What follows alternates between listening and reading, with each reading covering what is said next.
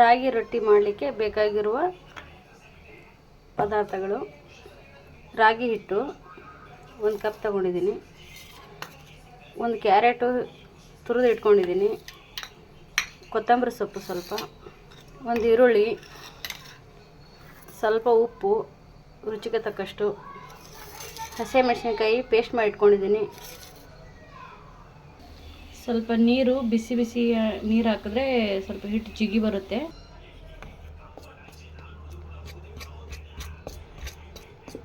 ಬಿಸಿ ನೀರು ಹಾಕಿದ್ದೀನಿ ಇದಕ್ಕೆ.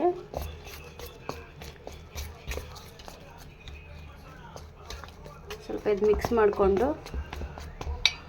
ಇದಕ್ಕೆ ಇವಾಗ ಕೊತ್ತಂಬರಿ ಸೊಪ್ಪು, ಆಮೇಲೆ ಈರುಳ್ಳಿ, ಕ್ಯಾರೆಟು, ಹಸಿಮೆಣಸಿನಕಾಯಿ ಪೇಸ್ಟು, ರುಚಿಗೆ ತಕ್ಕಷ್ಟು ಉಪ್ಪು ಹಾಕಿ ಇದನ್ನಿವಾಗ ಚೆನ್ನಾಗಿ ಮಿಕ್ಸ್ ಮಾಡ್ಕೋಬೇಕು. ಸ್ವಲ್ಪ ಇದನ್ನು ಈ ಕೈಯಲ್ಲಿ ನೀಟಾಗಿ ಮಿಕ್ಸ್ ಮಾಡ್ಕೋಬೇಕು, ನಾದ್ಕೋಬೇಕು. ರೊಟ್ಟಿ ಹಿಟ್ಟಿನ ಅದಕ್ಕೆ ನಾದ್ಕೋಬೇಕು.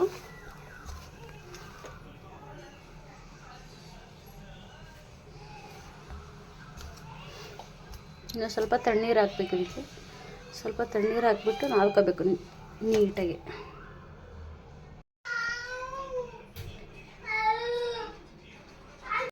ಹಿಟ್ಟು ಕಲಸಿದ್ದೀನಿ ನೀಟಾಗಿ, ಹೀಗೆ ಬಂದಿದೆ. ಇವಾಗ ಈ ಹದಕ್ಕಿರಬೇಕು. ಇದನ್ನ ಇವಾಗ ಒಂದು ಕವರಲ್ಲಿ ತಟ್ಟಿ ತೋರಿಸ್ತೀನಿ. ಒಂದಿಷ್ಟಿಷ್ಟು ಉಳ್ಳೆ ಮಾಡ್ಕೋಬೇಕು.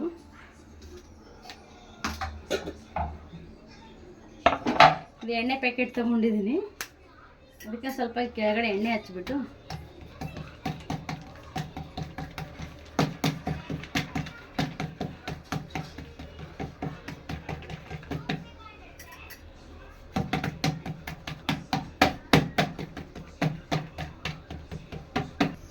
ಇವಾಗ ಹಂಚು ಕಾದಿದೆ, ಇದಕ್ಕೆ ಹಾಕೋಣ. ಇವಾಗ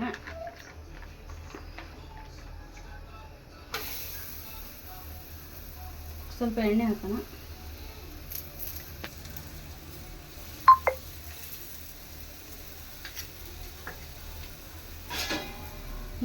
ಕ್ಲೋಸ್ ಮಾಡೋಣ, ಬೇಗ ಆಗುತ್ತೆ.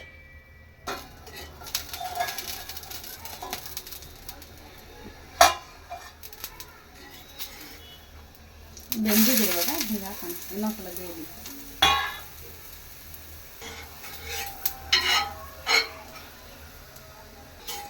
ಚೆನ್ನಾಗಿ ಬೆಂದಿದೆ. ಇವಾಗಿದು ಫೋಲ್ಡ್ ಮಾಡೋಣ. ನಿಮಗೆ ಅದಕ್ಕೆ ಕಾಯಿ ಚಟ್ನಿ ಮಾಡಿದ್ದೀನಿ.